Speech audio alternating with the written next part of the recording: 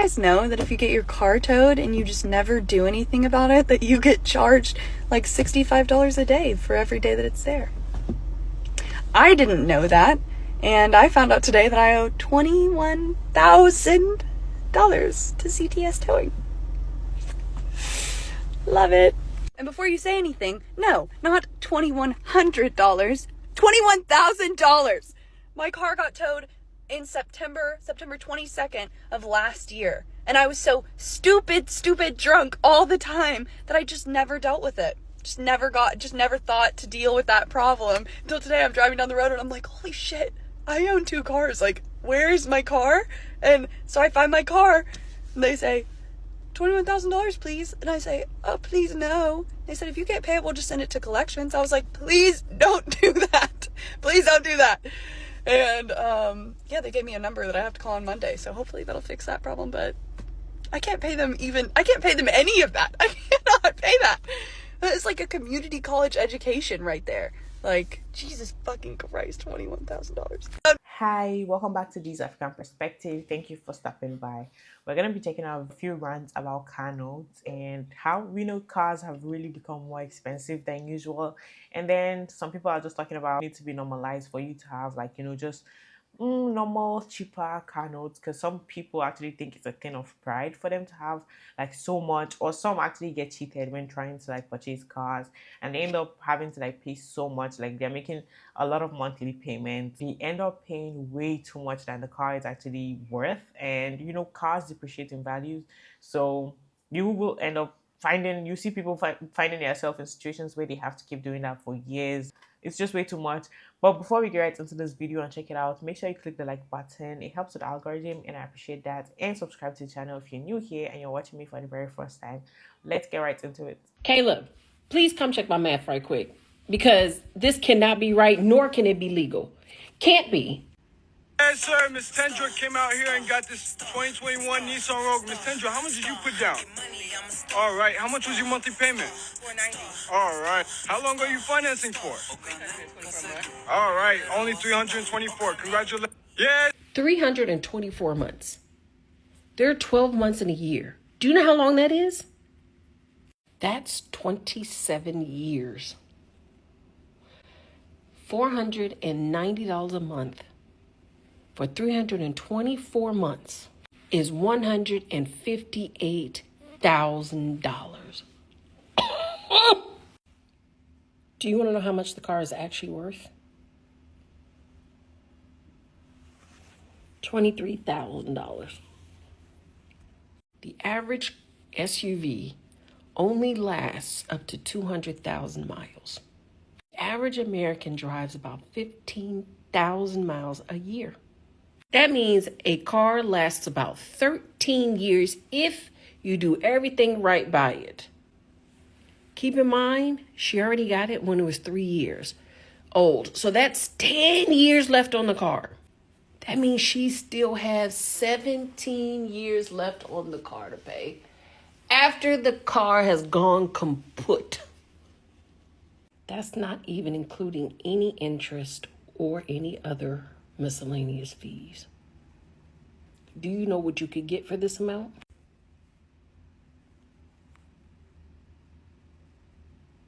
$260 months. That's 22 years. 587 months. That's 49 years. A 2016 Chevy Silverado with 287,000 miles. That means he may be able to drive it out of the parking lot. $679 a month for 387 months. That's 32 years. Do you know how much that is? $266,000. The car's only worth $23,000. Joe the car plug.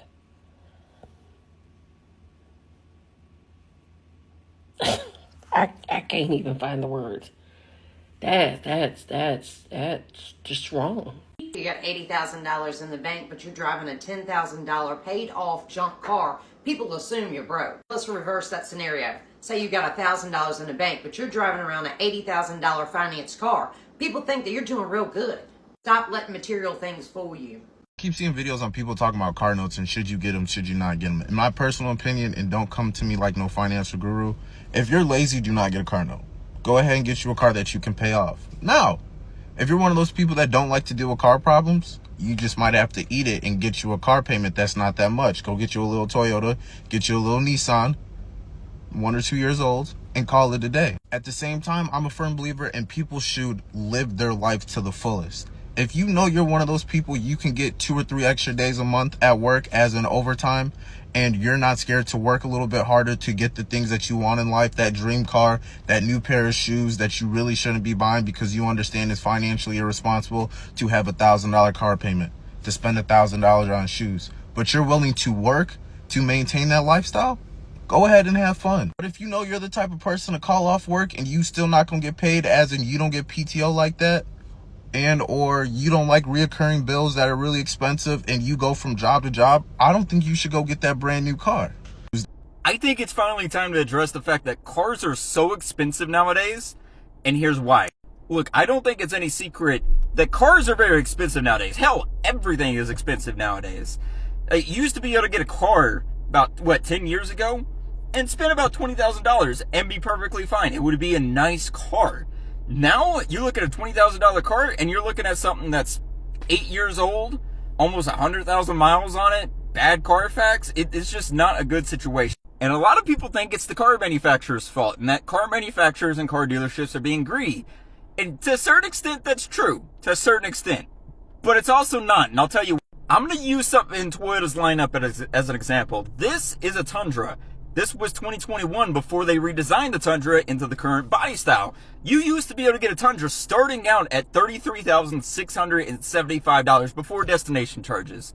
That was a very cheap truck that you could get. If you look at that same truck now, that same truck goes for $39,965, an almost $6,000 increase. Actually, a $6,000 increase before destination charges.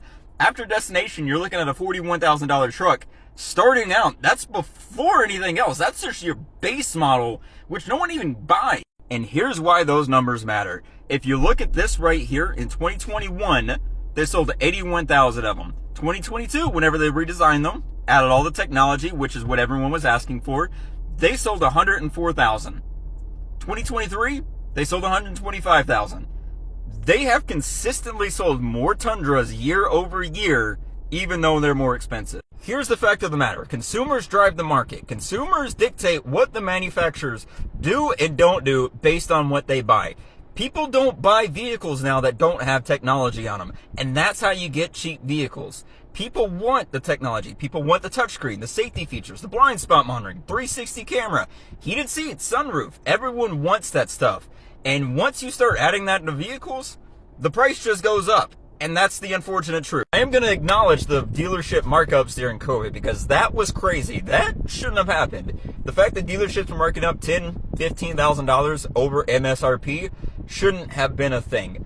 But it was. It's not anymore, though. You can actually get a really good deal on just about every single vehicle that you go to buy.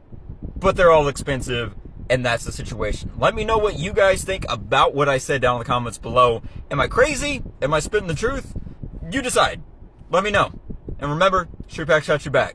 So since I made that video talking about how we're trying to normalize $600 car payments, I've noticed in the comments that a lot of people truly do not understand the concept of interest. And I said this in a comment video that I stitched, but I truly think it's because y'all were never taught and y'all had nobody to guide you on the purchase journey. Like, y'all only had the person who was selling you the car and then the person you were borrowing the money from. And in my opinion, a lot of those people just don't have your best interest at heart. I'm not saying all of them, but a lot of them don't.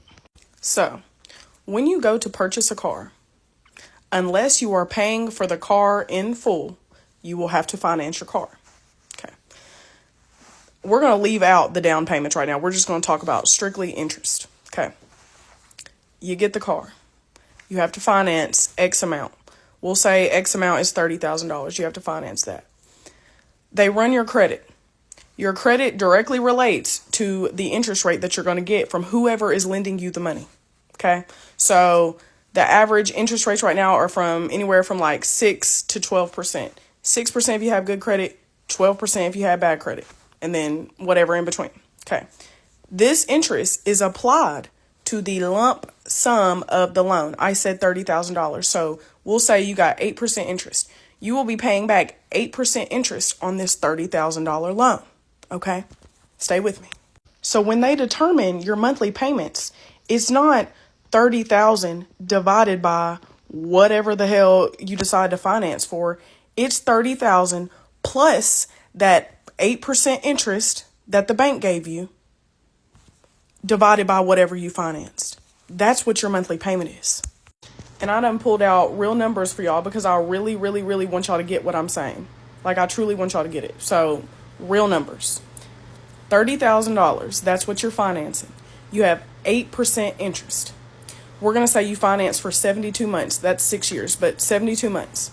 30,000 divided by 72 months, no interest, is around $416. Okay?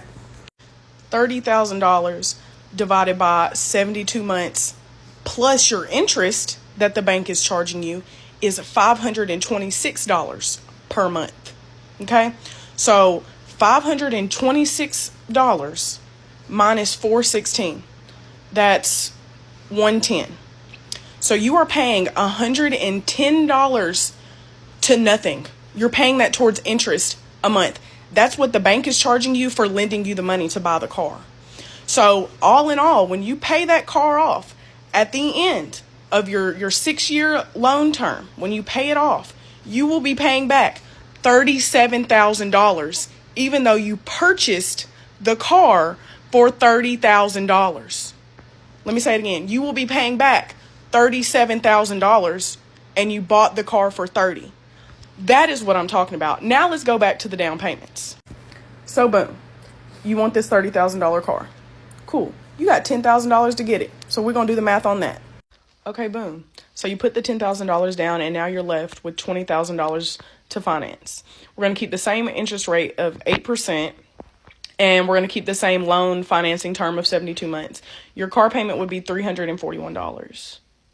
That's $160 difference, around about $160 difference in money that you're paying back. And that extra $160 is not even going towards your car. It's going to the bank.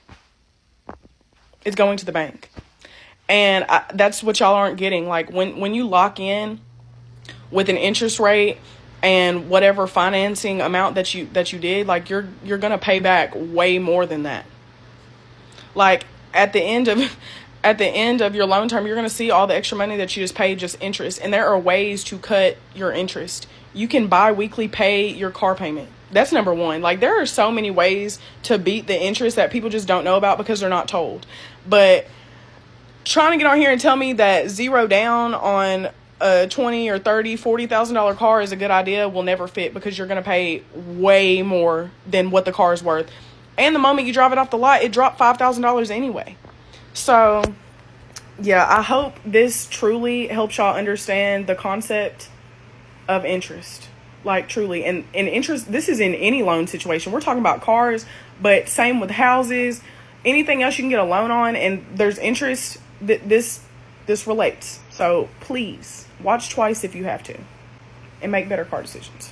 There are a lot of people who actually do not really know much about cars, and then you go to purchase cars and you find out, like, you end up being in a situation where you get a lot, like you get cheated so much. When it comes to the car itself, sometimes some people end up buying or purchasing something that is not reliable. So for people who have those kind of mentality, I think it's best that when you want to purchase things like that, you should try to find people who have your best interest at heart and somebody who has very good understanding of cars so they can help you in this situation than for you to just like feel like, oh, you can just go there by yourself.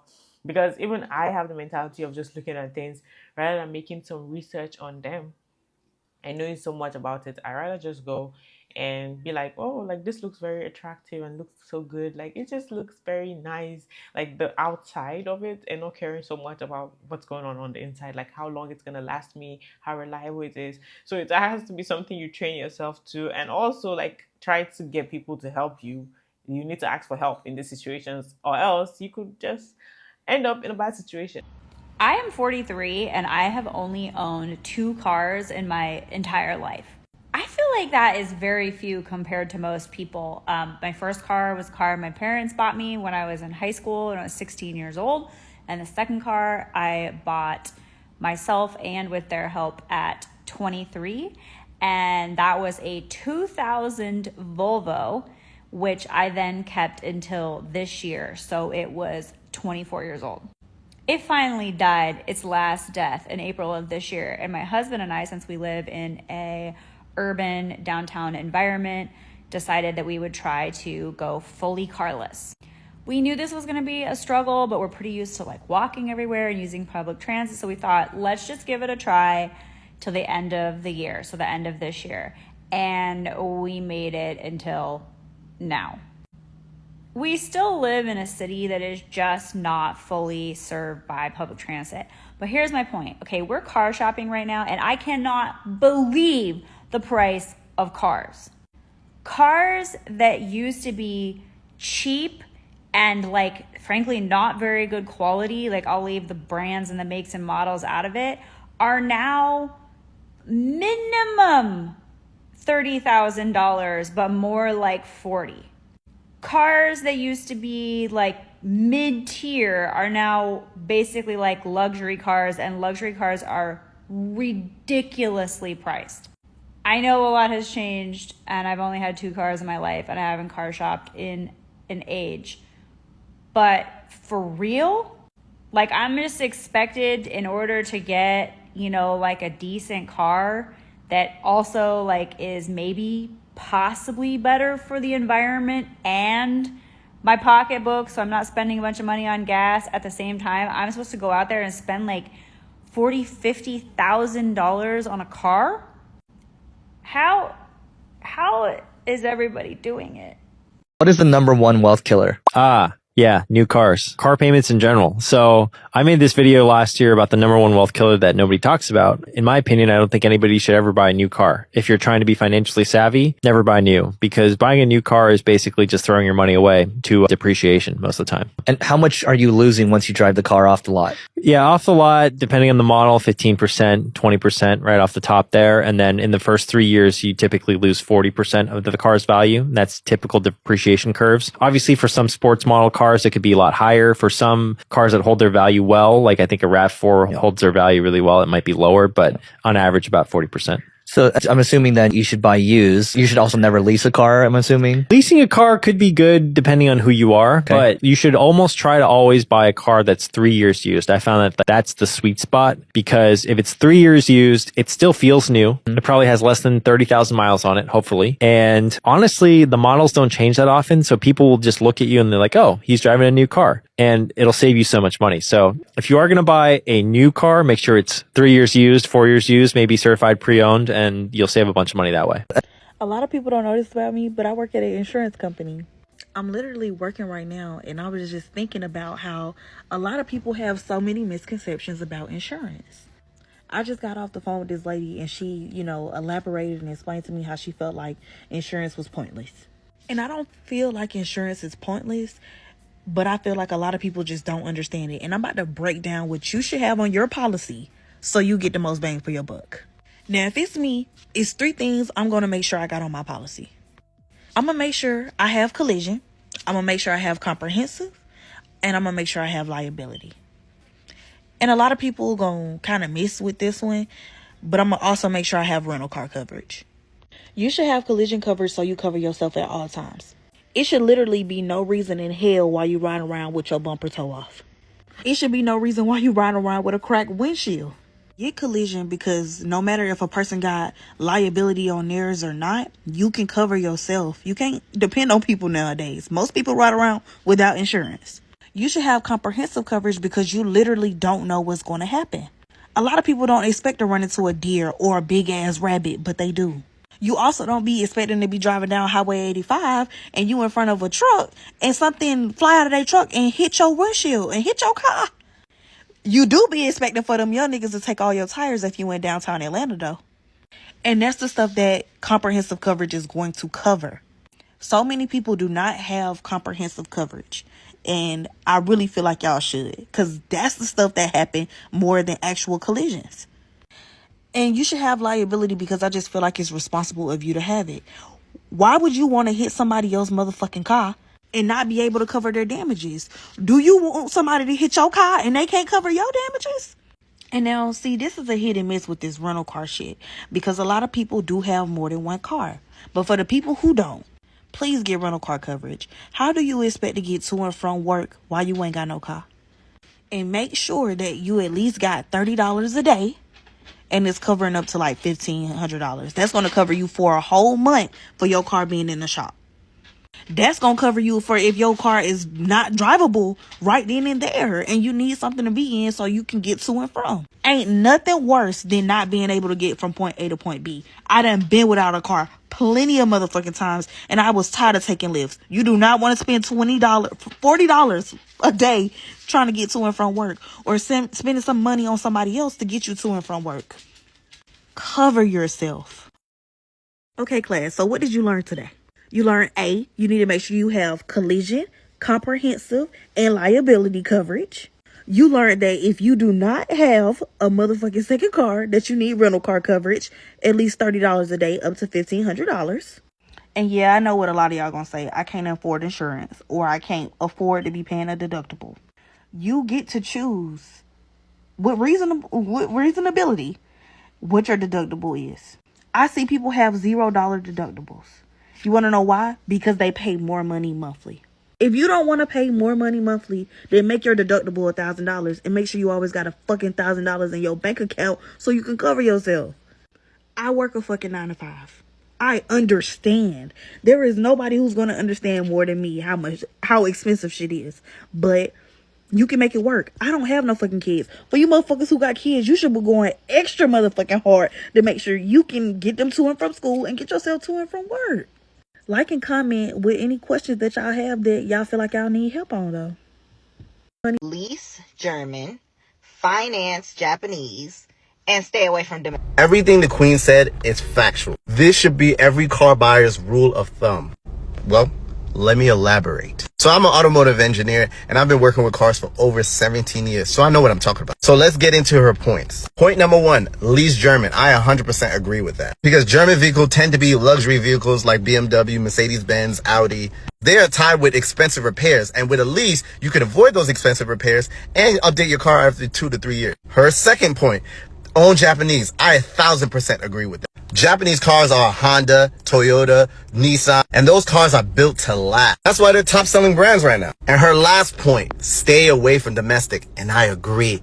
I am not a fan of American vehicles because the quality is just not there. The only thing they're good at is building trucks. Or y'all come in my comments talking crazy. Why do American car brands need to be bailed out and regulations set to make better vehicles? Like, come on. If you're in a situation where you know you don't have a lot of money, there's nothing wrong with you just making sure that you just save up enough to just go and buy a used car and just pay it off all at once.